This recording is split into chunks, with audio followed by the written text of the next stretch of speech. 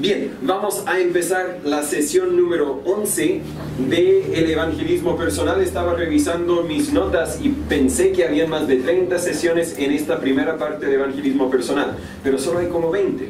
Así que eso nos da perfectamente para ocupar enero, febrero y en marzo, quizás no al principio, pero ya a más tardar a mediados de marzo podríamos cambiar de tema a esta hora de escuela dominical a las 6. Hoy día vamos a tratar el tema de algunas perspectivas evangelísticos y vamos a partir con un versículo en Proverbios capítulo 14, versículo 12. Proverbios capítulo 14, versículo 12. Durante las primeras 10 sesiones nos enfocamos en Jesús y lo que Él hizo para tratar con la gente y para presentarles el Evangelio. En la vida de Jesús no siempre dio resultado, ya que muchas veces la semilla del Evangelio cayó en tierra dura, podríamos decir. Pero siempre buscó cómo sembrar una semilla y espero que las primeras 10 sesiones nos ayudaron a nosotros, bienvenido hermano, nos ayudaron a nosotros para entender cómo es que nosotros también podemos sembrar una semilla del Evangelio. A veces va a caer en tierra buena y otras veces va a caer en tierra más dura, pero igual va a caer y un día podremos ver frutos si Dios quiere. Ahora vamos a desviarnos de nuestro formato normal y tal vez generar más discusión, más conversación que lo típico. Hoy y para el resto de este primer curso de evangelismo personal, que van a ser como 10 sesiones más, vamos a ver, vamos a estudiar y vamos a conversar algunas perspectivas que pueden influenciar nuestros esfuerzos evangelísticos. Habrá preguntas para conversar y por supuesto siéntase libre para contestarlas en voz alta si quiere. Esas preguntas están diseñadas a propósito para hacerle cuestionar lo que había pensado y tal vez también incluso a motivarle a cambiar la forma en que vemos a la gente e interactuamos con la gente. Y aunque voy a usar la Biblia para ayudarme a explicar lo que estoy diciendo, no quiero que se confunda con lo que vamos a presentar en esta hora con lo que presentamos en la mañana. Lo que presentamos en la mañana suele ser verdad absoluta. Esto es lo que la Biblia dice, esto es la perspectiva de Dios en cuanto a este tema. Pero ahora, aunque vamos a usar la Biblia para ayudarme a explicar lo que quiero decir, no tanto estoy declarando verdad absoluta de la Biblia. Estoy más bien compartiendo mi perspectiva, compartiendo mi opinión. Entonces, no se confundan las dos cosas. Aunque estoy usando la Biblia, no siempre estoy usando la Biblia para decir lo que la Biblia dice, sino para compartir mi perspectiva en cuanto al evangelismo. Y voy a destacar por lo menos algunos puntos donde... Bueno, pero pastor, eso no es lo que la Biblia está diciendo en ese caso. Lo entiendo, estoy compartiendo mi opinión. Espero que me entienda a medida que vayamos avanzando. Antes de seguir, voy a tomar un momento para orar y luego vamos a leer nuestro texto, Proverbios 14, 12. Señor Padre, gracias por tu palabra. Gracias por los hermanos que han podido venir para estar y espero, Señor, para poder aprender un poco más de tu palabra y de cómo podemos compartir la verdad del Evangelio con otros. Ayúdanos a tener la perspectiva correcta en cuanto a la gente perdida, nuestros vecinos, nuestros familiares y amigos. Señor, para que al fondo podamos ser obedientes a tu mandamiento. En el nombre de Jesús le pedimos esto. Amén. En Proverbios 14, versículo 12, la Biblia dice: hay camino que al hombre le parece derecho, pero su fin es camino de muerte. Se me olvidó, salté el paso de repaso de la sesión pasada al hablar de la influencia demoníaca. Cómo alcanzar a personas influenciadas por los demonios. Y vimos 7 principios la semana pasada, que luchamos contra fuerzas demoníacas, fuerzas espirituales, la Biblia dice. También vimos que problemas físicos pueden tener una raíz demoníaca, no siempre, pero pueden tener una raíz demoníaca. Y al fondo el tema principal de una persona que vive bajo la influencia demoníaca, una persona que vive alejado de Dios, el tema principal es las mentiras espirituales. Y conversamos la semana pasada algunas de las mentiras que el mundo ofrece hoy día. Lo mencionamos en breve esta mañana, lo que el mundo ofrece para estorbarnos en seguir a Jesús. Número 4, la influencia demoníaca es producto de la rebeldía a Dios. Y al fondo yo creo que cualquier pecado es producto, a su raíz es rebeldía a Dios. Yo voy a ser el jefe de mi vida. Número 5, la participación demoníaca se aumenta. La Biblia dice que esto se va a ir de mal en peor Entonces no es que la influencia demoníaca solamente existía durante la vida de Jesucristo, sino que lo vemos destacado en la vida de Jesucristo y hoy día lo aceptamos como algo normal, algo parte de nuestra cultura, cuando yo creo que más bien podría tener una raíz demoníaca. Mientras llegamos al verano voy a tener que tenerlo abierto nomás por el calor, así que hablar más fuerte. Número 6, la verdad es el único camino a la libertad. Si alguien quiere ser liberado de la influencia, el único camino es por la verdad. Jesús es la verdad, la palabra de Dios es la verdad. Y número 7, los liberados necesitan orientación y apoyo especial, necesitan paciencia, podríamos decir. Pero aquí en nuestra introducción, ya lo mencioné, voy a proponer algunas preguntas y vamos a compartir nuestras respuestas de nuestras perspectivas. Pero vamos a compartir perspectivas que al fondo son mi opinión y tal vez no son verdades absolutas. Dije, vamos, debería decir voy. Pero Proverbios 14:12 dice, hay camino que al hombre le parece derecho, pero su fin es camino de muerte. Y la primera pregunta que quería proponer, como cristianos, como gente que conoce la Biblia, que conoce a Dios, que tenemos una relación personal con Dios, ¿cómo vemos a los perdidos? ¿Cómo son espiritualmente? ¿Qué son palabras que podríamos usar para describir a una persona que hoy día vive sin Cristo? ¿Hay algunas posibles respuestas que puedo escribir aquí enfrente? Cananea. Cananeas, ya, para usar una palabra bíblica, pero con cananea, ¿cómo lo describirías a una persona que no conoce la definición de cananea? Es más un término, creo que lo usan en la iglesia porque lo he escuchado. Entonces, claro. Él es cananeo, es como...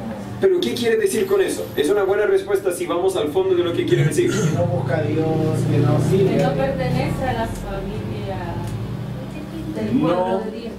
Busca a Dios, no pertenece a Dios, sí, pero no busca a Dios. Es una buena respuesta de lo que quería llegar con esta conversación. ¿Qué otras perspectivas tenemos de la gente que no conoce a Dios?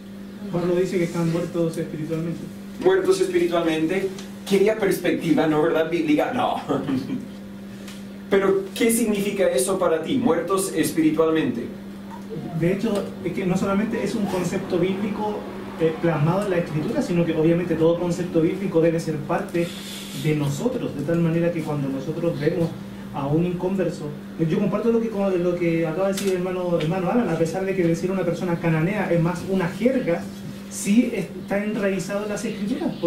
Por ejemplo, a veces nosotros lo utilizamos como hasta de forma humorística, pero cuando lo usamos, yo sé que los cristianos solemos usar ese término para referirnos a alguien no necesariamente ateo, sino a alguien que ha puesto a otro Dios sobre su vida y vive sumergido en un sistema que rinde adoración a ese falso Dios.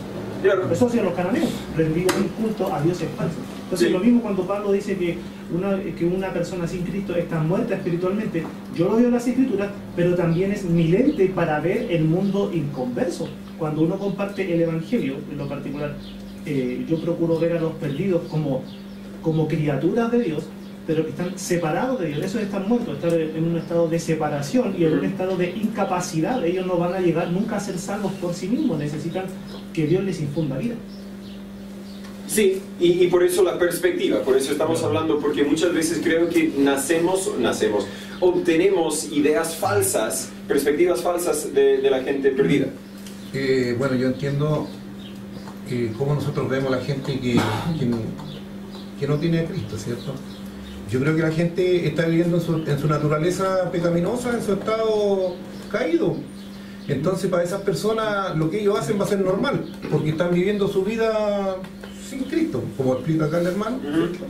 Están viviendo su naturaleza pecaminosa o su estado como persona separada de Dios, ¿no? Y esto, sin que les llegue el Evangelio o alguien se lo explique, para ellos va a estar normal lo que ellos viven, para ellos va a estar correcto lo que están haciendo. Mientras no se les explique la otra verdad, sí, ellos están y sus respuestas son más correctas a las que yo noté. Pero a veces los describimos como personas miserables, personas que están sufriendo, ahogando. Me viene a la mente, sobre todo en el contexto de Latinoamérica, que un 60, 70 o más % de la población ha escuchado del Evangelio la palabra terco, o el que vendría siendo sinónimo de la palabra chilena, porfiados. Porque no han querido escuchar, simplemente no han querido escuchar. Porque hay personas que simplemente no quieren, porque lo han entendido y Claro. ya, les hace clic, pero no quieren. Y bien, Toman una decisión y Sí. esa palabra terrible. Sino, dentro de todo, y entiendo lo que usted estaba planteando acerca de personas miserables, sin embargo, cuando uno ha tenido un periodo de vida en el cual uno ha tratado de compartir el Evangelio y alcanzar a otros, yo en lo particular he llegado a la conclusión de que las personas que viven sin Cristo, ellos de alguna manera, y entiéndase bien lo que voy a decir, viven en un estado de satisfacción personal. Hace algún tiempo atrás estuve escuchando una estadística que decía que Latinoamérica es el continente en el mundo, esto salió en las estadísticas de Spotify. Latinoamérica es el sector en el mundo donde más se escucha música de fiesta y donde más se produce música de fiesta. Y yo creo que todos nosotros nos damos cuenta, salimos a la calle y la música que habla de desenfreno está en todos lados. Sí. Entonces, lo que escuchaba es que en otras partes del mundo piensan que nosotros los latinos estamos todo el día en fiestas, bailando, riéndonos, porque es lo que se produce acá. Entonces, en ese sentido, yo en lo particular veo a la gente del mundo y veo personas que viven en una autocomplacencia o en una autosatisfacción. Ahora, esa es la imagen que ellos transmiten, porque a pesar de que, y siguiendo en la misma observación en cuanto a la música, se produce mucha música de fiesta en nuestro sector del mundo, así también cuando uno de estos artistas lanza una canción que habla sobre sus sentimientos de depresión, su tendencia al suicidio, esas canciones también impactan y la gente se identifica con eso. Entonces la gente suele dar una imagen de satisfacción de que no necesita el evangelio ni a Cristo, pero al mismo tiempo tiene una necesidad que es innegable para ellos. Gracias. Y estamos compartiendo perspectivas. No hay respuestas incorrectas, pero agradezco el aporte, hermano Sergio. Usted también, en la mañana, usted también hizo referencia, doctor, a un hecho ciertísimo. Cuando uno va y habla con alguna persona y eventualmente se ve como él es discordante.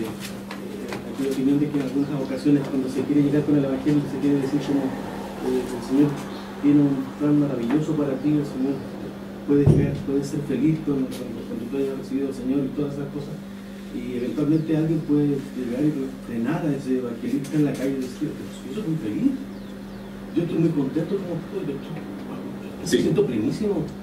Entonces se sienten en la libertad de golpear la puerta en la cara. No me hables más. Porque no, Claro. súper bien. Y a eso quería llegar.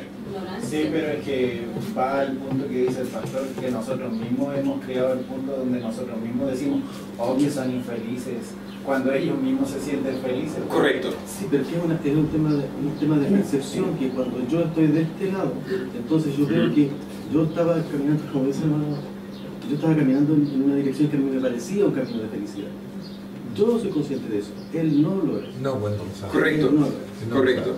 Es parecido a que tal vez te sientes, te duermes en tu cama cada noche y dices, esta cama es muy cómoda, pero luego vas a casa de otra persona y te dan su cama y mi cama no es nada cómoda comparada con esta. Hasta que yo sabía que existía algo mejor, yo estaba contento con lo que estaba. Y a eso quería llegar. Ya resumieron toda la clase, toda la sesión, pero por eso la conversación. Porque muchas veces llegamos conociendo lo que es ser hijos de Dios. Pensamos que todos los que no son hijos de Dios son miserables, viven vidas miserables. Cuando Proverbios 14:12 dice, hay camino que al hombre le parece derecho. No, yo estoy feliz, yo estoy contento, yo tengo mis planes. No, quiero cambiar mi vida. ¿Para qué cambiar mi vida? Si yo estoy contento haciendo lo que yo estoy haciendo. Creemos que tal vez no tienen significado o propósito porque nosotros hemos encontrado nuestro significado y propósito en Cristo. Ellos no conocen a Cristo, por lo tanto no tienen propósito. Sí tienen propósito. La mayoría tiene propósito de plata o de fama o las cosas de este mundo y están contentos con eso.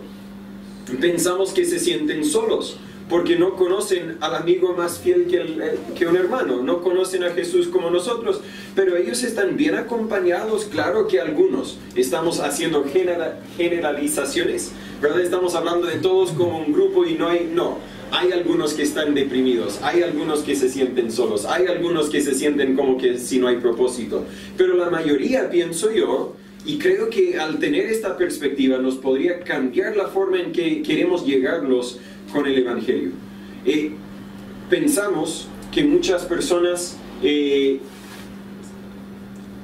no necesariamente son aquí, saben que son pecadores pero huyen de Dios. No me hables de Dios, no, yo no quiero saber de Dios. Y hay personas así, pero creo que la mayoría simplemente vive ignorando a Dios. Dios está en su mundo, yo estoy en mi mundo, Él se va a quedar ahí, yo me voy a quedar aquí y estamos todos tranquilos. No tanto viven queriendo hacer guerra con Dios, aunque hay algunos, pero la mayoría vive viviendo su vida como ellos quieren vivirla, contentos con la forma en que están viviéndola. Y para qué me hables de un cambio. Muchos no creen que hay ningún problema con sus vidas. Ya, todo un resumen de lo que yo dije, lo que yo tenía anotado. Si quiere las notas después se los paso. Por lo tanto, si queremos alcanzarlos con el Evangelio, debemos conocerlos antes de predicarlos.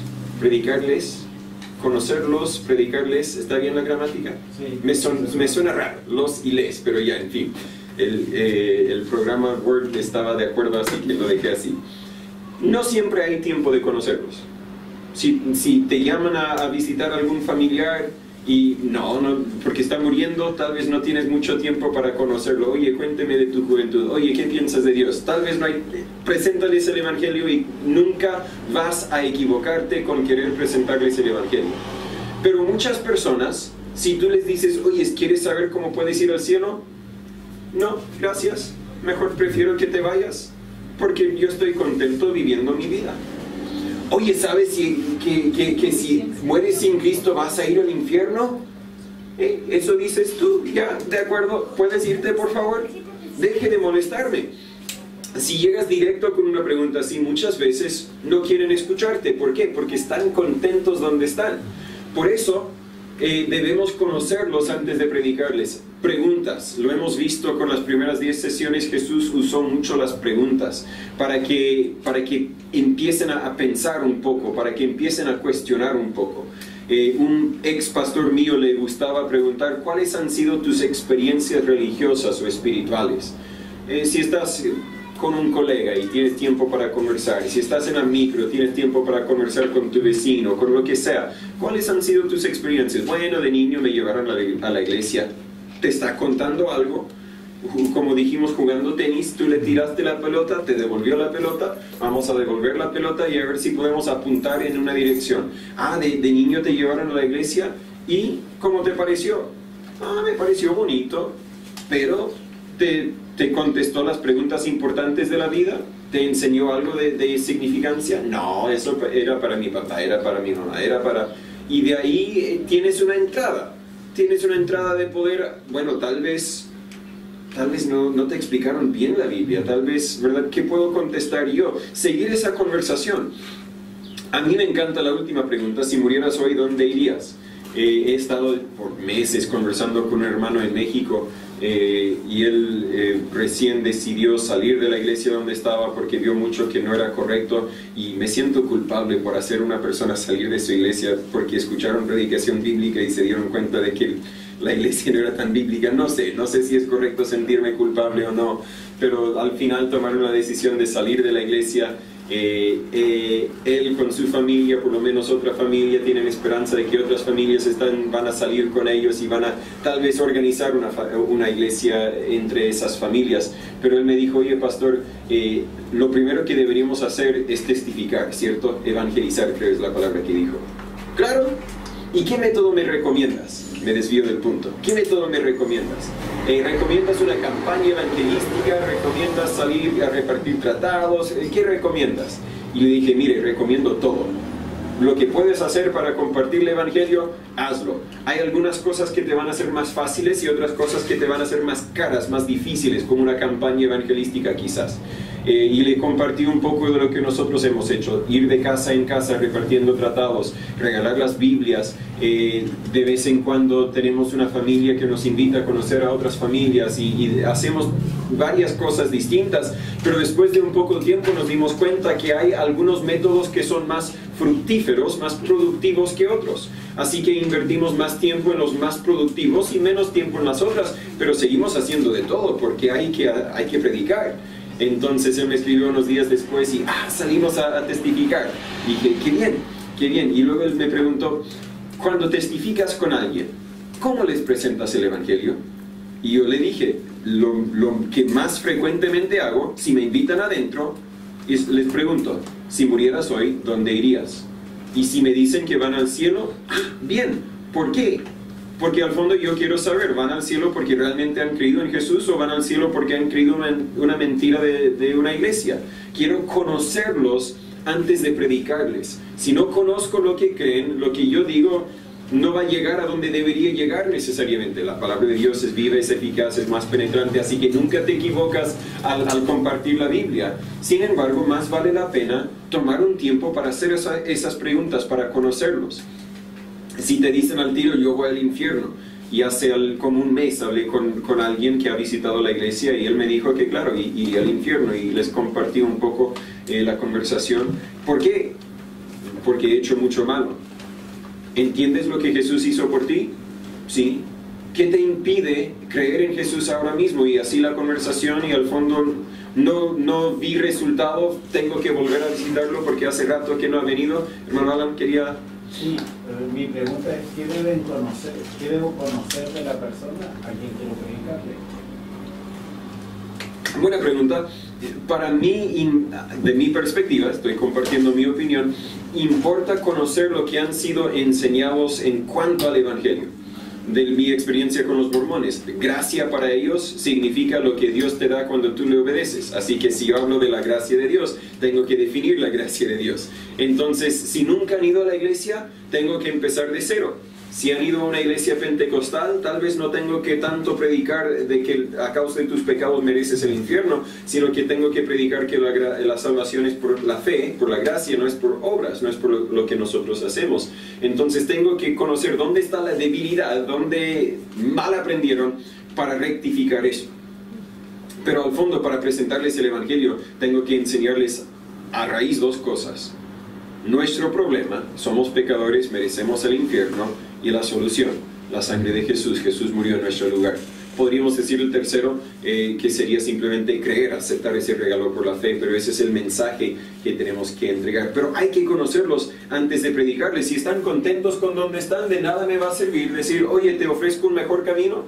No, gracias, estoy contento donde estoy. Número 3, muchas personas se alejan de Dios sin querer. Y aquí algunos van a decir, oh, pastor, ¿qué estás diciendo? Y estoy tomando algunos versículos fuera de contexto que me da rabia hacerlo, pero quiero destacar un punto nomás. 1 de Timoteo capítulo 6 versículo 10. ¿Cómo vamos con el tiempo? Los leo mejor para no atrasarme la hora.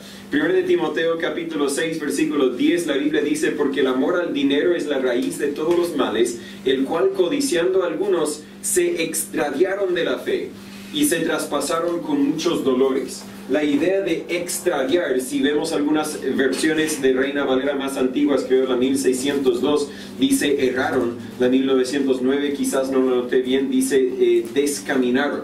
La idea es que no quisieron, no dijeron, yo voy a dar la espalda a Dios y voy a seguir la plata, sino que en cierto sentido fueron engañados.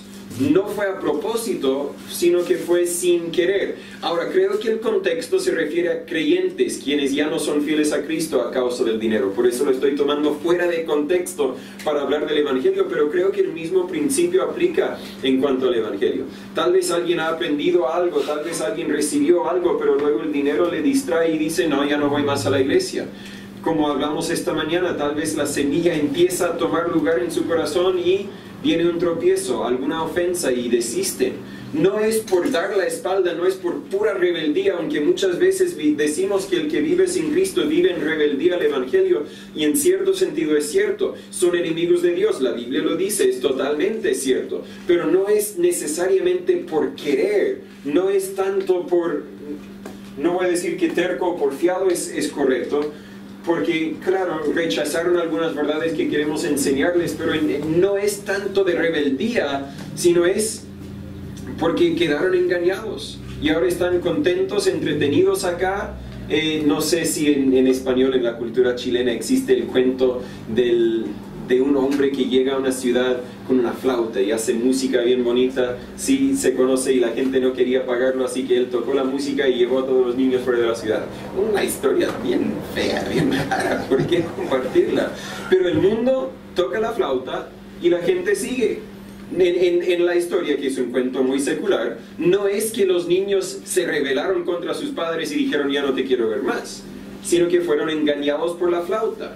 Y el mundo hoy día, muchas personas no es que dijeron yo no quiero saber nada de Dios. Hay personas así, sin duda, pero muchas personas simplemente han sido engañadas por el mundo. Creo que las mismas sectas que han surgido vienen de ahí. Claro, engañando a la gente.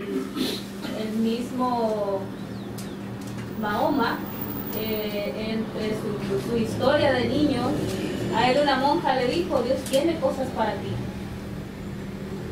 Y era una monja en ese tiempo católica, pero tenía conocimiento de Dios y tenía conocimiento el catolicismo tiene el conocimiento de la historia de Jesús de igual forma. Entonces... y Satanás es un buen engañador. Exacto, ahí. Segunda de Corintios, hermano Gabriel. Sí, quisiera hacer esta pregunta porque creo que es una pregunta importante. Y está bien oponerse a mi perspectiva. Yo no soy la Biblia aquí, yo no soy Dios. O sea, más que oponerme, no deseo oponerme a nada, sino solamente yo somos nuevos miembros con mi esposa y esta pregunta va de mi parte, no de mi esposa. Y somos nuevos miembros y yo quisiera saber la respuesta pastoral a esta pregunta, porque yo en lo particular tengo una respuesta a esta pregunta, pero quisiera conocer la postura suya como pastor y de la iglesia como congregación. ¿Cuál debe ser el énfasis del cristiano en el momento de la evangelización, considerando que en la Biblia no encontramos a ningún apóstol ni evangelista presentando el evangelio como el cristiano contemporáneo suele hacerlo? Ni Cristo ni los apóstoles presentaron el evangelio diciéndole a la gente vas al infierno, pero recibe a Cristo para que no vayas al infierno. Porque esa presentación del evangelio, que yo no creo que sea antibíblica, solamente estoy diciendo que los apóstoles no predicaron así, ¿ya? Pero ninguno de los ministros de Dios en el Nuevo Testamento presentó el evangelio de esa manera. Creo yo que esa manera contribuye de alguna manera tal vez muy sutil al fenómeno que se está mencionando ahora, de que hay personas que llegan a Cristo, pero el mundo les ofrece algo y luego dejan el mundo del evangelicalismo y se van al mundo porque el mundo les está ofreciendo algo que les va a satisfacer en ese momento. Si un pecador escucha el evangelio de esa forma, está mal, pero Cristo vino para hacerte bien, para que tú seas salvo, y si ese es el propósito, la persona, ok, si Dios abre sus ojos y él recibe a Cristo y nace de nuevo, pero mantiene esa idea de que el propósito de su vida es que él esté bien, a la hora de que él en su inmadurez espiritual el mundo le ofrezca algo, él se va a ir, porque incluso a él se le evangelizó con esa perspectiva. Claro, y es un buen punto. Mi pregunta es, porque yo insisto, yo esto me lo planteé hace algunos años atrás y yo tuve que reevaluar toda mi teología de la evangelización y aprender muchas cosas, pero pregunto ahora, ¿cuál debe ser el énfasis del cristiano para la evangelización considerando este punto? El énfasis del evangelio es Cristo, sin duda. Esa es una respuesta teológica, algo así, pero creo que al fondo el énfasis de Cristo es nuestro problema con el pecado. Entonces, en lo personal, muchas veces no presento la solución hasta que veo que están convencidos del problema, ¿verdad? Pablo y Silas no presentaron cómo ser salvos hasta que él preguntó, señores, ¿qué debo hacer para ser salvo? En Hechos 16:30.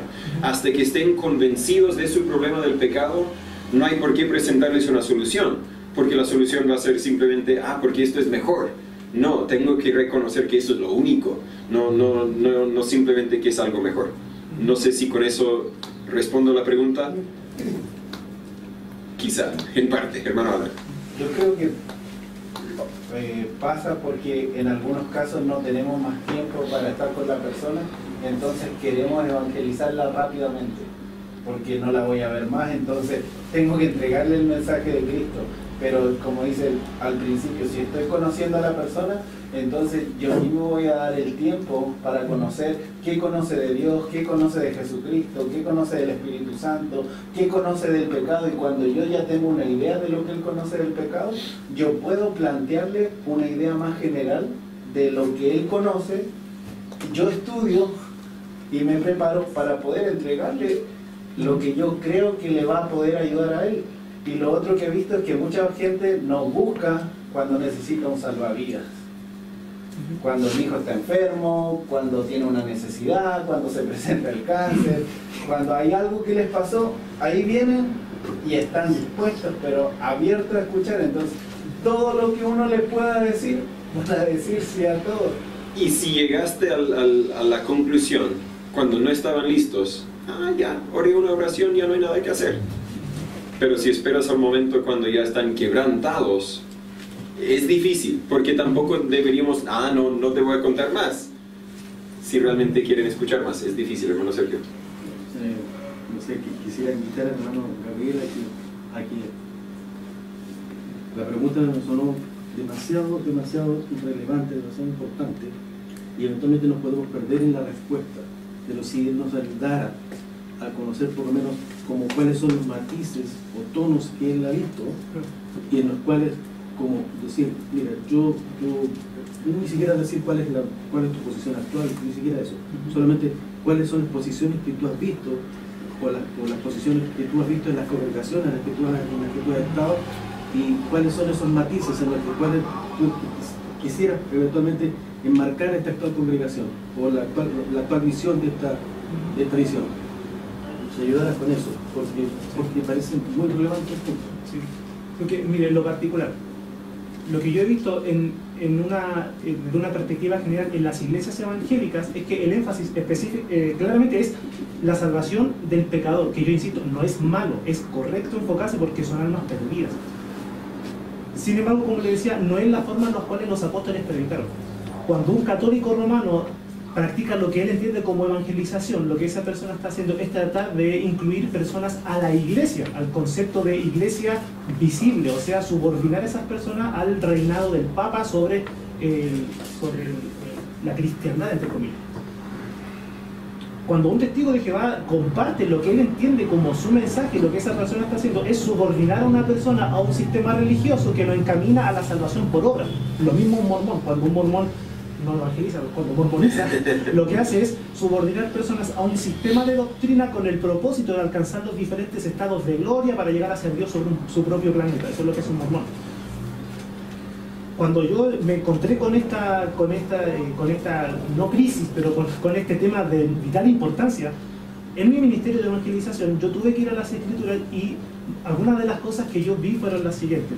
Y es que Dios, en su eterna gloria y santidad, nos crea, nos hace su imagen y semejanza, y el ser humano incurre en pecado con la tentación en Edén. El ser humano se desliga de esa comunión con Dios. El Dios eterno y todopoderoso sigue siendo santo y sigue siendo merecedor de toda gloria y toda honra, pero el ser humano, caído en pecado, busca aquello que Dios aborrece. Entonces, ese es el estado, pecador y Dios santo. Lo que Dios viene haciendo desde Génesis capítulo 13 en adelante es proveer al hombre un medio para que el hombre vuelva a tener comunión con Dios. No necesariamente enfocándose en la condenación del infierno, más bien el énfasis es la comunión con Dios hoy. De tal manera que los profetas se levantan y predican, arrepiéntanse y vuelvan a la obediencia a Jehová. No le están diciendo arrepiéntanse para que se vayan al cielo, le están diciendo arrepiéntanse hoy y vengan a Dios hoy, a una comunión con Dios hoy. Y ese es el ministerio de los profetas, arrepiéntanse y vengan a Jehová. Por eso en el Antiguo Testamento, cuando se hace un énfasis en las buenas obras, los profetas no están predicando salvación mediante obras, los profetas están diciendo vuelvan a la comunión con el Eterno. Ahora, cuando el Señor Jesucristo viene en un contexto muy distinto al que estamos nosotros. Nosotros estamos en una sociedad actual, proliferan las religiones, entre comillas, cristianas, etc. Cristo viene en un contexto distinto. Cuando Cristo viene con el mismo tema de fondo que los profetas, arrepiéntanse. Pero el mensaje ya no es vengan a la obediencia para que se cumplan las promesas, es porque el reino de los cielos se ha acercado, porque el rey estaba ahí. Luego los apóstoles, el Señor Jesucristo encomienda a los apóstoles y los apóstoles predican arrepentimiento ¿Por qué? Porque Dios es digno de que ustedes se arrepientan y Dios los llama a la comunión con Él hoy. Por eso los pecadores se arrepienten, son bautizados, injertados a la iglesia. Porque la iglesia es el establecimiento espiritual que Dios ha dejado para mantener comunión con los pecadores que se habían ido. Entonces, yo en lo particular veo eso. Por eso mi sistema de evangelización, cuando yo descubrí estas cosas, cambió. Yo también muchos años prediqué de esa manera. Vas al infierno, arrepiéntete. Pero cuando yo me encontré con esta verdad, mi llamado evangelístico cambió. Ya mi llamado no era arrepiéntete para que no te vayas al infierno. Mi llamado era Dios manda a todos los hombres en todo lugar que se arrepientan. Arrepentidos y convertidos para que sean borrados vuestros pecados y vengan de la presencia de Dios tiempo de refrigerio. Tú puedes disfrutar de Dios hoy. No necesitas morirte para empezar a disfrutar de Dios. Dios te llama hoy, arrepiéntete hoy, ven a Cristo hoy, Él te recibe hoy. Y esa es la gloria de Cristo. Pero yo en lo particular veo que ese énfasis tiene muchos matices distintos a la evangelización. Y yo insisto, no estoy peleando en contra de un sistema. Lo que estoy diciendo es que muchas veces veo ese sistema de evangelización, pero de una manera muy sutil ese mismo sistema de alguna manera hace creer a los receptores del Evangelio que el propósito final de la Biblia, la iglesia, la evangelización, el discipulado es el bienestar de ellos, cuando el propósito de todo esto es la gloria de Cristo. Y justo estaba reflexionando en esa idea para la Navidad que viene. Pero gracias por esa perspectiva. Yo quería hablar de otra perspectiva, pero llegamos a una más. El hermano hizo referencia a una palabra que también se ha olvidado mucho, la cosmovisión en cuanto a Dios y en relación con Dios. Muchas de las religiones enseñan sí sobre el paraíso y el infierno, los dos premios, si lo ponemos así. Pero como él lo dijo al final, es más el premio, pero no la relación con Dios. El musulmán cree en un paraíso, pero él en su cosmovisión, Dios siempre va a estar aquí, el paraíso va a estar aquí. Para nosotros no. Dios va a estar aquí, el paraíso está ahí, nosotros vamos a